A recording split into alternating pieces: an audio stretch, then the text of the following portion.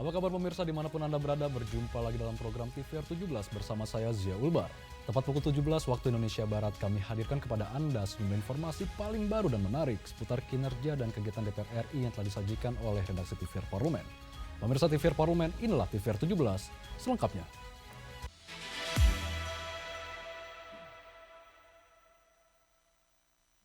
Komisi 4 DPR RI mendukung penuh langkah Menko bidang pangan terhadap penghentian impor beras dan akan terus mengawasi kebijakan tersebut hingga memberikan dampak positif bagi kesejahteraan petani. Menko Bidang Pangan Zulkifli Hasan menyampaikan pemerintah tidak akan mengimpor beras, jagung pakan, gula, dan garam konsumsi pada tahun 2025. Anggota Komisi 4 DPR RI menyambut baik rencana tersebut, khususnya impor komoditas beras. Rohmin Dahuri mengungkapkan, menurut data BPS, Indonesia memiliki stok beras nasional sebanyak 4,1 juta ton pada awal tahun 2024. Jika dikalkulasikan dengan jumlah impor beras sepanjang tahun 2024 yang mencapai 3,6 juta ton, stok beras nasional pada awal tahun 2025 mencapai 7,51 juta ton. Untuk itu, Komisi 4 DPR RI mendukung penuh penghentian impor beras dan akan terus mengawasi kebijakan tersebut. Kebijakan tersebut juga dinilai akan memberikan dampak positif bagi kesejahteraan petani. Maka berdasarkan kalkulasi kami, stok beras awal 2025 akan mencapai 7,51 juta ton. Itu artinya lebih besar sekitar 24% ya, dari kebutuhan nasional yang sekitar 30,9 juta ton. Nah, menurut rumus baku Bulog ya dan para praktisi serta pakar pangan, kalau stok atau cadangan beras pemerintah itu di atas 20% dari kebutuhan nasional, insya Allah itu aman gitu. Jadi sekali lagi untuk beras aman. Mari kita lihat jagung. Nah, jagung ini kita pernah kedodoran.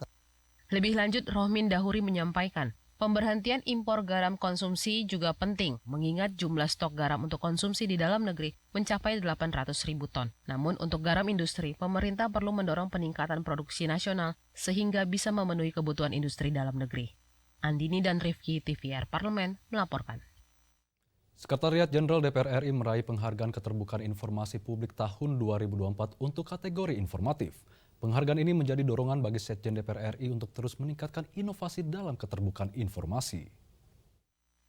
Sekretariat Jenderal DPR RI meraih penghargaan keterbukaan informasi publik tahun 2024 kategori informatif. Penghargaan ini merupakan pencapaian keempat kalinya bagi Sekjen DPR RI dalam menunjukkan komitmen terhadap transparansi informasi. Deputi Bidang Persidangan Sekjen DPR RI Supri Hartini menyampaikan apresiasi kepada semua pihak atas terselenggaranya acara penghargaan tersebut. Acara tersebut merupakan upaya membangun keterbukaan informasi dan data yang dibutuhkan publik. Capaian penghargaan ini tidak hanya berdampak positif bagi citra DPR RI, melainkan juga memperkuat hubungan antara DPR RI dan masyarakat. Pengelolaan informasi yang efisien dan profesional penting agar berpengaruh pada tingkat kepercayaan publik terhadap kinerja DPR RI. Memberikan data-data dan informasi yang memang dibutuhkan untuk publik. Ini merupakan satu prestasi untuk kita semua, namun ini masih perlu kita perjuangkan untuk tahun-tahun yang akan datang. Ya, sebenarnya tahun 2024 ini sudah banyak inovasi-inovasi yang dilakukan oleh PPID, sudah banyak yang sudah dilakukan dalam rangka memberikan keterbukaan informasi kepada publik, dan kita memang mempunyai satu komitmen untuk kita berharap kita zero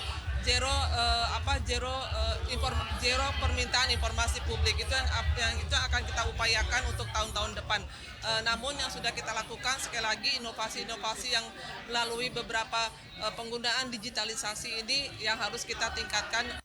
Menurut Supri Hartini, penghargaan keterbukaan informasi publik tahun 2024 ini merupakan dorongan bagi Sekjen DPR RI untuk terus meningkatkan inovasi dalam keterbukaan informasi. Sekjen DPR RI menargetkan masuk peringkat 3 besar di tahun-tahun mendatang.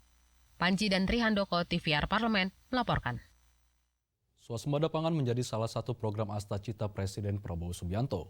Anggota Komisi 4 DPR RI menyoroti diperlukannya peningkatan produksi dan jaminan kualitas pangan dengan dukungan infrastruktur pertanian yang baik dan maju.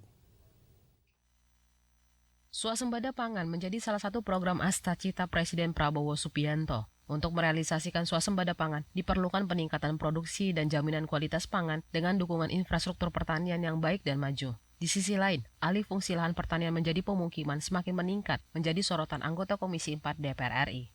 Daniel Johan mengatakan, sekarang ini masyarakat lebih memilih menjadikan lahan pertanian sebagai lahan untuk membangun tempat tinggal keluarga maupun membangun tempat usaha yang lebih menguntungkan.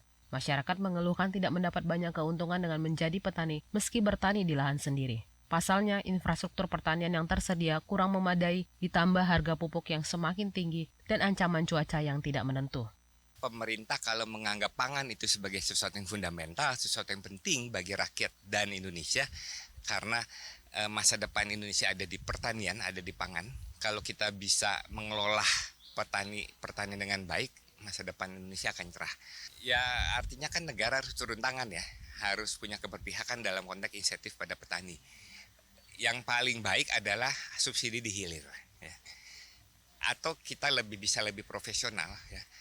Kita berharap di semua provinsi ada food station yang menyerap seluruh produk hasil pertanian di wilayahnya. Menurut data Kementerian ATR BPN, sejak tahun 2022, lahan sawah terus mengalami konversi menjadi non-sawah, mulai dari 100.000 hingga 150.000 hektar per tahun. Sementara dari data BPS, luas panen padi nasional periode Januari hingga Agustus 2024 berkurang dari 7,82 juta hektar di periode Januari hingga Agustus 2023 menjadi 7,24 juta hektar. Dari Bali, Rodia, TVR Parlemen, melaporkan. Persoalan kekurangan jumlah dan kompetensi guru merupakan salah satu yang utama dari sekelumit permasalahan penyelenggaraan pendidikan di daerah tertinggal, terdepan, dan terluar atau 3T. Dalam kunjungannya ke berbagai wilayah 3T, Komisi 10 DPR RI mencatat beberapa hal krusial yang penyelesaiannya harus jadi prioritas pemerintah. Informasi selengkapnya kami hadirkan usai jeda berikut, tetaplah di TVR 17.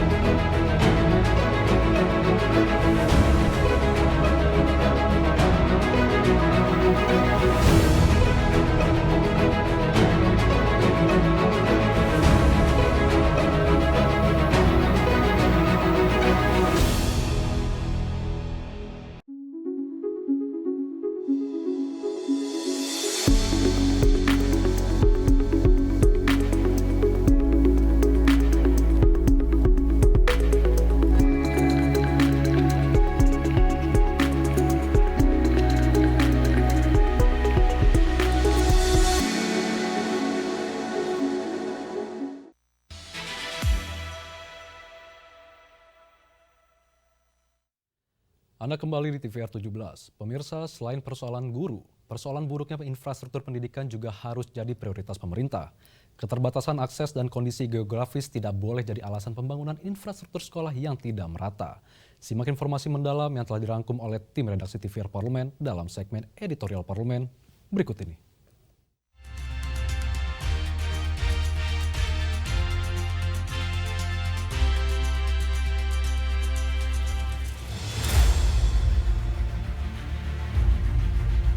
Kesenjangan pendidikan antara wilayah barat dan wilayah timur Indonesia bukanlah isu baru, melainkan fakta menahun yang tak terbantahkan. Berbagai persoalan mulai dari kekurangan guru, buruknya infrastruktur sekolah, hingga sulitnya akses dari dan menuju sekolah sudah tak asing di telinga. Namun, permasalahan pendidikan di wilayah ini tak boleh dianggap biasa. Pemerintah harus hadir dan menciptakan cara-cara baru untuk menyelesaikannya.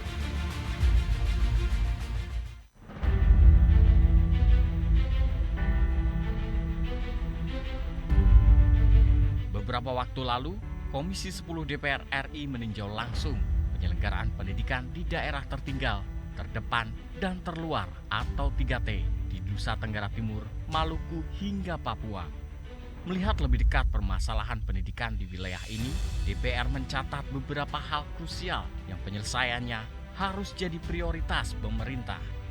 Persoalan kekurangan jumlah dan kompetensi guru merupakan salah satu yang utama dari sekelumit permasalahan lainnya.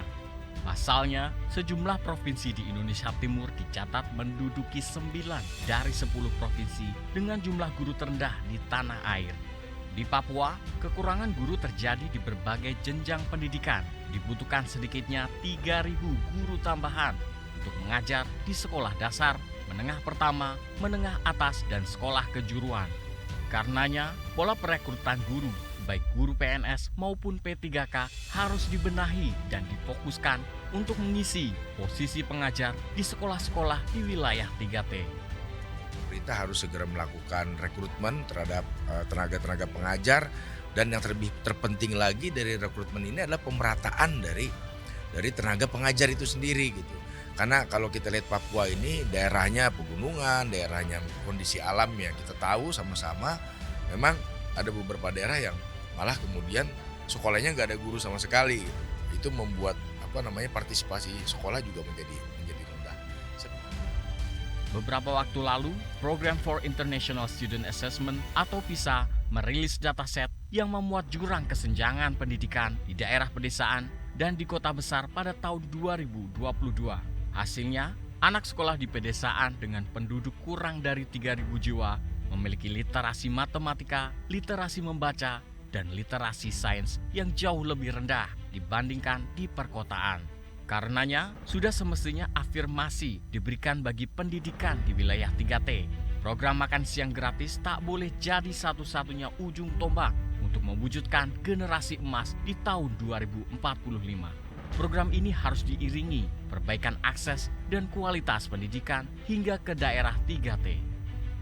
Situasi di Papua itu membutuhkan satu perhatian khusus yang lebih serius. Dan kami pun tadi langsung meminta para mitra kami untuk nanti sepulang dari pertemuan ini tentu saja kami akan membuat rekomendasi-rekomendasi untuk ditindaklanjuti, Pak. Mudah-mudahan pada saat kami nanti membahas revisi Undang-Undang Sisdiknas, ini juga bisa kami integrasikan gitu, untuk daerah-daerah khusus seperti daerah Otsus ini seperti apa. Selain persoalan guru, persoalan buruknya infrastruktur pendidikan juga harus jadi prioritas pemerintah. Pasalnya, berdasarkan data nasional, lebih dari 60% SD, sekitar 53% SMP, serta 45% SMA dan SMK dilaporkan rusak.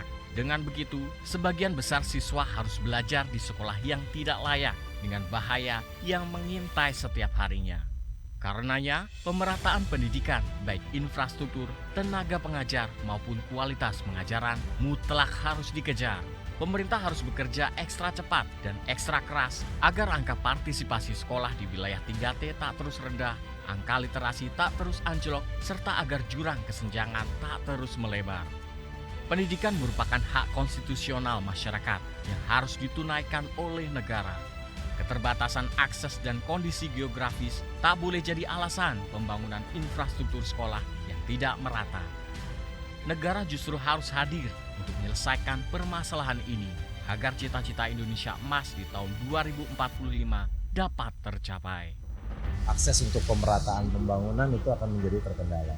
Tapi itu bukan menjadi sebuah halangan, bagaimanapun pemerintah harus turun tangan, negara harus hadir untuk membenahi pendidikan yang ada di wilayah 3T agar Indonesia Emas nanti bisa kita sama-sama sampai di tujuan. Tim redaksi TVR Parlemen melaporkan.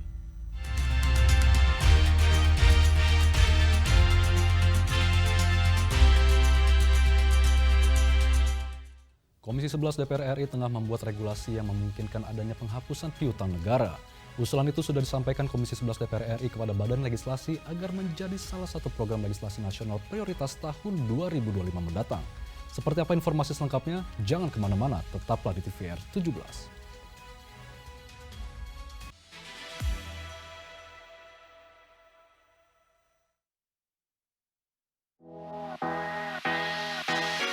jatuh cinta dengan dunia pendidikan anak usia dini. Saya mengikuti juga berbagai training dan saya mengambil diploma khusus untuk bidang Montessori di Early Childhood Education. Akhirnya sekarang saya memiliki sekolah dari mulai preschool, kindergarten, elementary school, dan nanti insya Allah sebentar lagi juga akan ada junior high school-nya. Jadi menurut saya dengan masuk ke politik khususnya di DPR, mudah-mudahan nanti suara saya bisa lebih terdengar dan saya bisa lebih membantu khususnya konstituen-konstituen saya yang ada di Dapil Lampung 1. Ya alhamdulillah keluarga sangat mendukung, saya sangat bersyukur memiliki ayah Pak Zulkifli Hasan yang sangat visioner, beliau sangat progresif, sangat open-minded. Kami itu 4 bersaudara, perempuan-perempuan, laki-laki, tapi yang turun di dunia politik itu kebetulan saya dan adik saya keduanya perempuan. Berkuda atau main tenis? Pilihan yang susah, tapi kalau sekarang berkuda. Kenapa? Karena lagi hobi banget dan menurut saya tuh olahraga berkuda tuh banyak membutuhkan skills gitu ya. Jadi harus sabar, harus tenang, kita juga harus menjadi satu harmoni dengan kuda yang kita sedang tunggangi gitu. Butuh juga banyak strength, banyak pengendalian diri, makanya menarik sekali olahraga berkuda. Oke Mbak, antara anak sekolah atau ketemu konstituen? Pilihan yang sangat berat juga, tapi tentu semenjak jadi anggota DPR, terjun di dunia politik, saya harus menempatkan kepentingan masyarakat, kepentingan bangsa Indonesia di atas kepentingan pribadi maupun keluarga. Jadi ketemu konstituen. Segera, hanya di TVR Parlemen.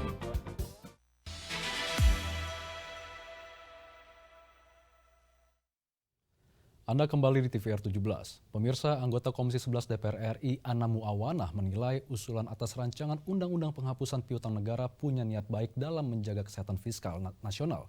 Meskipun terjadi pro dan kontra, ia memastikan akan menampung aspirasi dan kajian dari banyak pihak agar rancangan undang-undang tersebut bisa bermanfaat bagi semua pihak. Untuk selengkapnya berikut laporan rekan kami Hendra Sunandar dari Senayan, Jakarta.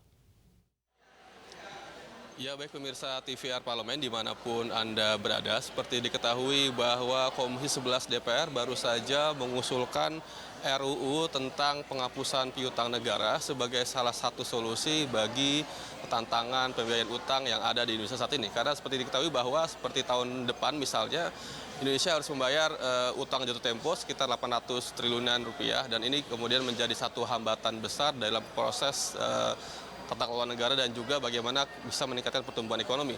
Nah, untuk membahas hal ini saya sudah bersama dengan anggota Komisi 11 DPR dari fraksi PKB, yakni Ibu Ana Muawanah. Ibu, terima kasih Bu waktunya, tentu senang sekali bisa berdialog. Ibu, terkait dengan rencana undang-undang ini Bu, apa sih yang menjadi standing point Komisi 11 sehingga kemudian ini dianggap penting bagi masyarakat Bu?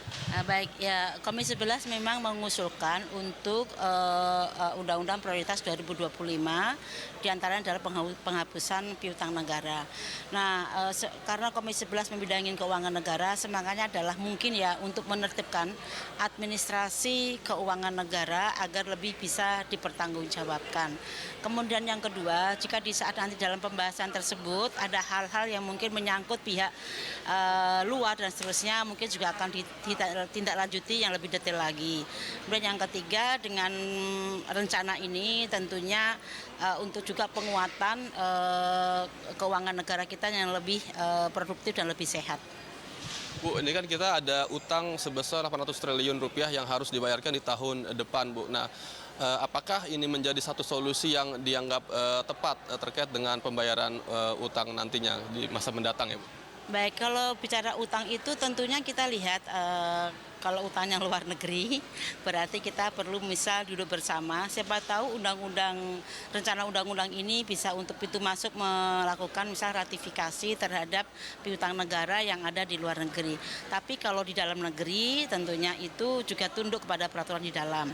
Artinya bahwa undang-undang yang baru akan dibahas dan diluncurkan ini sesuatu terobosan di mana Komisi 11 memandang perlu terhadap mengkaji, mengeksersis terhadap kebijakan fiskal kita yang lebih bisa produktif dan sehat.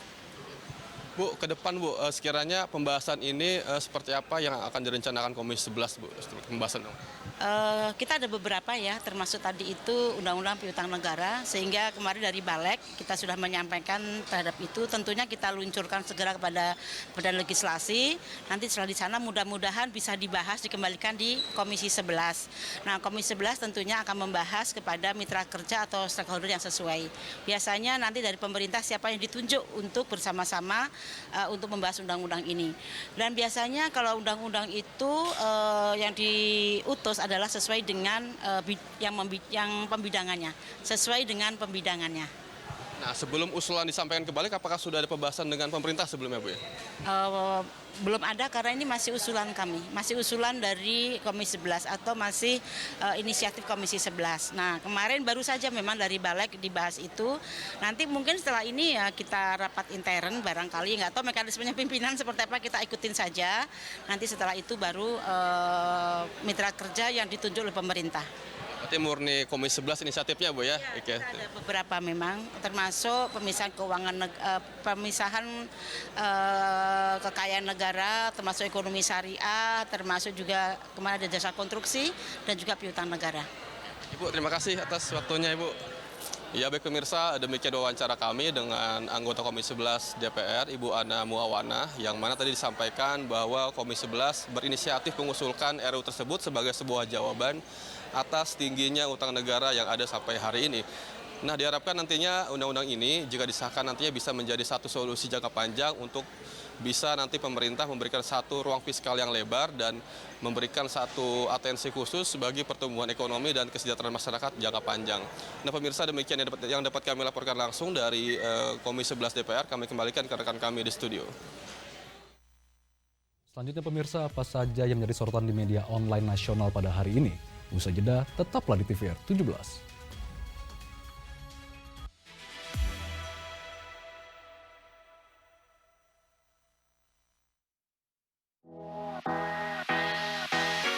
Jatuh cinta dengan dunia pendidikan anak usia dini, saya mengikuti juga berbagai training dan saya mengambil diploma khusus untuk bidang Montessori di Early Childhood Education.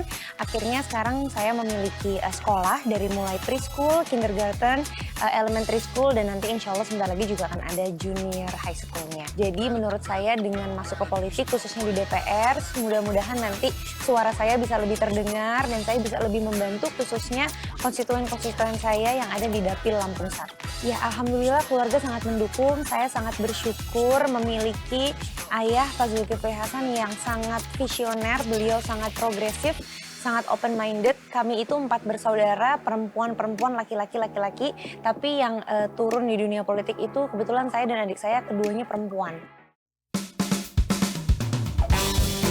Berkuda atau main tenis? Pilihan yang susah, tapi kalau sekarang berkuda. Kenapa? Karena lagi hobi banget dan menurut saya tuh olahraga berkuda tuh banyak membutuhkan skills gitu ya. Jadi harus sabar, harus tenang, kita juga harus menjadi satu harmoni dengan kuda yang kita sedang tunggangi gitu. Butuh juga banyak strength, banyak pengendalian diri, makanya menarik sekali olahraga berkuda. Oke Mbak, antara anak sekolah atau ketemu konstituen?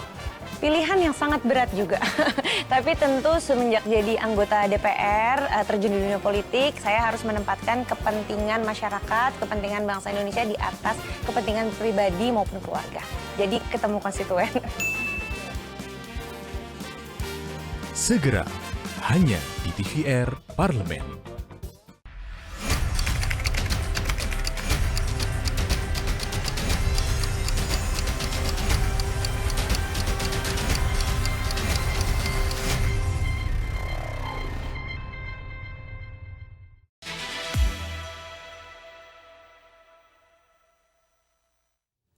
Anda kembali di TVR 17, pemirsa, kali ini kita masuk ke segmen media online nasional. Mari kita simak isu apa saja yang menjadi sorotan media serta tanggapan dari sejumlah anggota Dewan bersama rekan kami, Dani Ramadan.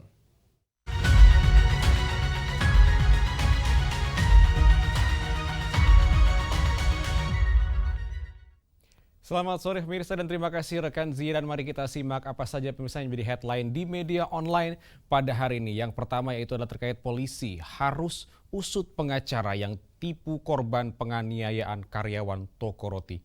Anda dapat melihatnya di layar kaca Anda untuk informasinya di mana di sini anggota Komisi 3 DPR RI Gilang Dila Farares meminta kepolisian usut tuntas kasus penganiayaan karyawan toko roti di Jakarta Timur tanpa adanya intervensi. Ketegasan polisi menjadi komitmen penegakan keadilan hukum. Kasus ini diharapkan menjadi momentum bagi aparat penegak hukum untuk membuktikan bahwa hukum berlaku untuk semua tanpa terkecuali. Kepercayaan publik terhadap institusi penegak hukum sangat bergantung pada keadilan yang ditegakkan dalam kasus-kasus seperti ini. Polisi harus bisa melindungi rakyat sesuai tugas konstitusinya. Di samping itu, Komisi 3 DPR RI juga soroti pentingnya perlindungan bagi pekerja dalam lingkungan kerja. DPR akan mengawal kasus-kasus yang merugikan masyarakat ini hingga tuntas dan memastikan pengusutan kasus hukum dilakukan secara transparan dan juga berkeadilan. Dan kita beralih ke informasi selanjutnya menjadi headline di media online pada sore hari ini, yaitu pemberdayaan perempuan penting untuk mencapai visi Indonesia Emas 2045. Informasinya dapat Anda saksikan dari kaca Anda, pemirsa, di mana peringatan Hari Ibu ke-96 tahun 2024 di Kabupaten Trenggalek berlangsung meriah dan penuh makna di Agropark. Mengusung tema perempuan menyapa perempuan berdaya menuju Indonesia Emas 2045, acara ini menjadi momentum penting bagi perempuan Trenggalek untuk meneguhkan perannya dalam pembangunan bangsa. Pada momen tersebut, anggota DPR RI sekaligus Ketua Tim Penggerak PKK Kabupaten Trenggalek, Novita Hardini, tekankan pentingnya eksistensi perempuan dalam berbagai sektor pembangunan dan sejauh ini perempuan Trenggalek telah membuktikan kemampuannya di bidang politik, lingkungan, dan sosial budaya. Pemberdayaan perempuan dinilai penting dalam mencapai visi Indonesia Emas 2045. Perempuan Indonesia adalah perempuan tangguh yang mampu mewarnai segala proses pembangunan. Kesetaraan akses pendidikan, peluang kerja yang adil, serta perlindungan dari kekerasan dan diskriminasi harus terus diperjuangkan. Dan pemirsa, itu tadi headline di media online pada hari ini, yaitu polisi harus usut pengacara yang tipu korban penganiayaan karyawan toko roti, serta pemberdayaan perempuan penting untuk mencapai visi Indonesia Emas 2045. Sekian dari saya, Dedi Ramadan. Kembali ke rekan Zia.